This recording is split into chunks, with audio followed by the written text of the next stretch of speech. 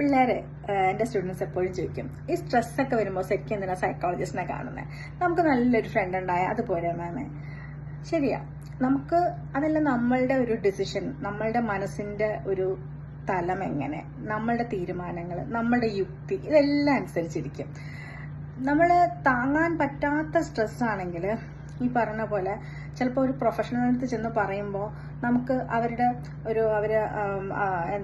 അവർ ഓരോ കാര്യങ്ങൾ പറഞ്ഞു തരുമ്പോഴത്തേക്കും ഇങ്ങനല്ല എന്ന് തോന്നും. ചിലപ്പം ഫ്രണ്ട്സിൻ്റെ അടുത്താണ് ആ സമയത്ത് ചെല്ലുന്നതെങ്കിൽ ഫ്രണ്ട്സ് അവർക്ക് നമ്മളെ അറിയാമല്ലോ, വർഷങ്ങളായിട്ട് അറിയാം. അപ്പോൾ അവർ നമ്മളെ ചേർത്തോട്ടേക്ക് വന്നാലും നിന്നോട് ഇങ്ങനെ കാണിച്ചല്ലോ, അതെന്താ അങ്ങനെ കാണിച്ചെന്നൊക്കെ പറയുമ്പോൾ നമ്മുടെ ഭാഗത്ത് ന്യായമുണ്ട് എന്ന് തോന്നും. ഇതേ തന്നെ തിരിച്ചുകൊണ്ട്, അതായത് ഇപ്പോൾ ഒരു പ്രൊഫഷണലായിട്ടുള്ളവർ സൈക്കോളജിസ്റ്റ് ആണെങ്കിലും കൗൺസിലർ ആണെങ്കിലും സൈക്കാട്രിസ്റ്റ് ആണെങ്കിലും ഒക്കെ നമ്മൾ ജഡ്ജ് ചെയ്യാറില്ല. ഇപ്പോൾ ആരെയും ജഡ്ജ് ചെയ്യാറില്ല. അത് പേഴ്സണൽ, ഞങ്ങൾ പ്രൊഫഷണലായിട്ടുള്ള ഒരു കസേരയിലിരിക്കുമ്പോൾ മുന്നിൽ വന്നിരിക്കുന്ന ആളുകളെ ജഡ്ജ് ചെയ്യാറില്ല. അപ്പം ആ ഒരു തലത്തിൽ നിന്ന് സംസാരിക്കുമ്പോൾ അവിടെ ഇപ്പോൾ ഒരു ഫ്രണ്ടിൻ്റെ അടുത്ത് സംസാരിക്കുന്ന ഒരു ഫീല് ഉണ്ടാക്കും, നല്ലൊരു റാപ്പോ നമ്മൾ ഉണ്ടാക്കും. പക്ഷെ ഫ്രണ്ടല്ല. കാരണം ആ ഫ്രണ്ടല്ല എന്ന് വെച്ചാൽ ഒരു ഉറ്റ സുഹൃത്താണ് എന്നൊരു തോന്നലുണ്ടായാലും ഉറ്റ സുഹൃത്തല്ല എന്നൊരു തലത്തിൽ നിന്നുകൊണ്ടായിരിക്കും നമ്മൾ തെറാപ്പി കൊടുക്കുന്നത്. കാരണം ഒരു ട്രാൻസ്ഫറൻസോ കൗണ്ടർ ട്രാൻസ്ഫറൻസോ ഉണ്ടാവാതെ വേണം തെറാപ്പി കൊടുക്കാൻ എന്നുള്ള ഒരു ട്രെയിനിങ് ആണ് ഓരോ സൈക്കോളജിസ്റ്റും കൗൺസിലേഴ്സും എടുക്കുന്നത്. അപ്പോൾ അതാണ് നമ്മൾ ശീലിക്കുന്നത്. ഫ്രണ്ട്സിൻ്റെ അടുത്തെന്ന് വെച്ചാൽ അങ്ങനെയല്ല. അവർ ഭയങ്കരമായിട്ടും നമ്മുടെ എമ്പത്തറ്റിക് ആവും ഒക്കെയാണ്. അത് അവരങ്ങനെ കൂടെ നമ്മൾ ചില കാര്യങ്ങൾ തെറ്റാണ് എങ്കിൽ പോലും അവർ പറയാണ് നീയാളാ ശരി. കാരണം അവർക്ക് നമ്മളെ വിഷമിപ്പിക്കാൻ അവർക്ക് താല്പര്യമില്ല. നേരെ മറിച്ച് കൗൺസിലേഴ്സ് ആകുമ്പം അവർ ക്ലയൻസിനെ അതായിട്ട് തന്നെ അക്സെപ്റ്റ് ചെയ്യും, ജഡ്ജ് ചെയ്യില്ല, അക്സെപ്റ്റ് ചെയ്യും. പക്ഷെ അവർ സജഷൻസ് പറയും.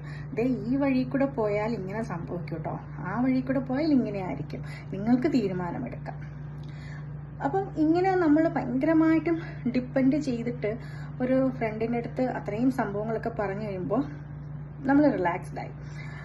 പിന്നെയെന്ന് വെച്ചാൽ എന്താണ്, അവർക്ക് എന്തെങ്കിലും ആ ഒരു പ്രോബ്ലം വരുമ്പോഴോ അല്ലെങ്കിൽ അവർക്ക് 2 ദിവസം കഴിയുമ്പോൾ അവർക്ക് ഏതെങ്കിലും അങ്ങനെ ഒരു വല്ലാത്ത സിറ്റുവേഷനിലോ അല്ലെങ്കിൽ സിറ്റുവേഷൻ ഒന്നും ഇല്ലെങ്കിലോ എക്സ്പെക്റ്റേഷൻസ് വരും. അവൾക്ക് ഇത്രയും കാര്യങ്ങളൊക്കെ ചെയ്തല്ലോ, അപ്പം അവൾ എൻ്റെ അടുത്ത് ഇത്രയും രീതിയിൽ, നമ്മൾ ഏത് അവസ്ഥയിൽ നിൽക്കുമ്പോഴാണെങ്കിലും ഫോൺ വിളിക്കുമ്പോൾ നമ്മൾ എടുത്തില്ലെങ്കിൽ 2 ദിവസം മുമ്പ് എന്തായിരുന്നു നമ്മുടെ അടുത്ത് വന്നിട്ട് ഇങ്ങനെ പറഞ്ഞപ്പോൾ നമ്മൾ എത്ര സമയം അവർക്ക് കൊടുത്തത് എന്ന് പറയും. നേരെ മറിച്ച് പ്രൊഫഷണലിൻ്റെ അടുത്ത് പറയുമ്പോൾ അങ്ങനെ ഒരു സംഭവം ഇല്ല. കാരണം അതൊരു തികച്ചും പ്രൊഫഷണലായിട്ടുള്ള സെഷനാണ്. ആ ഒരു സെഷൻ കഴിഞ്ഞാൽ തെറാപ്പിസ്റ്റും ക്ലയൻറ്റും തമ്മിൽ പിന്നെ ഒരു കമ്മിറ്റ്മെൻറ്റ്സ് ഇല്ല. ആ ഒരു ഫോളോ അപ്പിൻ്റെ മാത്രം പ്രൊസീജിയറേ ഉള്ളൂ. പിന്നെ അതിനകത്തിൽ അവിടെ യാതൊരു രീതിയിലുള്ള കമ്മിറ്റ്മെൻറ്റ്സും കണ്ടീഷൻസും ഇല്ല. ആ ടൈമിലുള്ള തെറാപ്പിയുടെ സമയത്തുള്ള ആ കമ്മിറ്റ്മെൻറ്റ്സും ഇത് ഫോളോ അപ്പ് ഉണ്ടായാൽ കൂടി അതിനകത്തിൽ തിരിച്ചിങ്ങോട്ട് നമ്മളൊന്നും എക്സ്പെക്ട് ചെയ്യുന്നില്ല. നമ്മൾ ഈ ട്രെയിനിങ് പീരീഡിൽ തന്നെ അത് പറഞ്ഞു തരുന്നൊരു കാര്യം. ഇപ്പോൾ പുറത്തിറങ്ങിയിട്ടുണ്ടെങ്കിൽ ഇപ്പോൾ ഒരു കാർഡിയോളജിസ്റ്റോ അല്ലെങ്കിൽ ഗൈനക്കോളജിസ്റ്റോ ആരോ ആയിക്കോട്ടെ, ഏത് പ്രൊഫഷനിൽ നിൽക്കുന്ന ആളുകളാണെങ്കിലും ക്ലയൻസിനെ കണ്ടാൽ നമുക്ക് പരിചയമുള്ളതാണെങ്കിൽ ഇങ്ങനെ ആക്കാമല്ലോ. പക്ഷേ മനഃശാസ്ത്രപരമായിട്ട് പ്രൊഫഷണലായിട്ട് നിൽക്കുന്ന ഒരാളും ക്ലയൻസിനെ കാണുമ്പോൾ പരിചയമുള്ള ഭാവം കാണിക്കാറില്ല. അവരിങ്ങോട്ട് വരുവാണെങ്കിൽ സംസാരിക്കുവാണെങ്കിൽ എന്തുണ്ട് ഇത്രയും മാത്രമേ ചോദിക്കൂ. അല്ലാതെ മറ്റേ പ്രശ്നം ഉണ്ടല്ലോ അതിപ്പോൾ എന്തായി, ഇത് നമ്മൾ ഒരിക്കലും ചോദിക്കാൻ പാടില്ല. അപ്പം ആ ഒരു ഗ്യാപ്പ് എപ്പോഴും പ്രൊഫഷണലായിട്ടുള്ള തെറാപ്പി എടുക്കുമ്പോൾ നമ്മളത് ഉൾക്കൊണ്ടുകൊണ്ടാണ് ക്ലയൻസിനെ ഡീൽ ചെയ്യുന്നത്. അതുകൊണ്ടാണ് ക്ലയൻ്റായിട്ട് വരുന്നവരെ ഒരിക്കൽ പോലും ഫ്രണ്ടാക്കി മാറ്റാൻ ഒരു സൈക്കോളജിസ്റ്റും ശ്രമിക്കരുത് എന്ന് പറയുന്നത്. ഒരിക്കലും ക്ലയൻസിനെ ഫ്രണ്ടാക്കരുത്, ഫ്രണ്ടിൻ്റെ കേസും എടുക്കരുതെന്ന് ഞങ്ങൾ പറയും. പിന്നെയെന്ന് വെച്ചാൽ കോൺഫിഡൻഷ്യാലിറ്റി. ഇപ്പോൾ ഫ്രണ്ട്സ് ആണെങ്കിലും നമ്മൾ ഭയങ്കര ഇൻറ്റിമേറ്റ് ആയിട്ട് എല്ലാ രഹസ്യങ്ങളും പറഞ്ഞു കഴിഞ്ഞാൽ ഏതെങ്കിലും ചെറിയൊരു രീതിയിലൊരു അകൽച്ച വരുമ്പോൾ പേടിയാണ്. എൻ്റെ ദൈവമേ, ഇനി അവനോ പോയി അത് പറയൂ, അവരോട് ചെന്ന് പറയൂ, നമ്മൾ അന്ന് പറഞ്ഞ കാര്യം എന്നൊരു.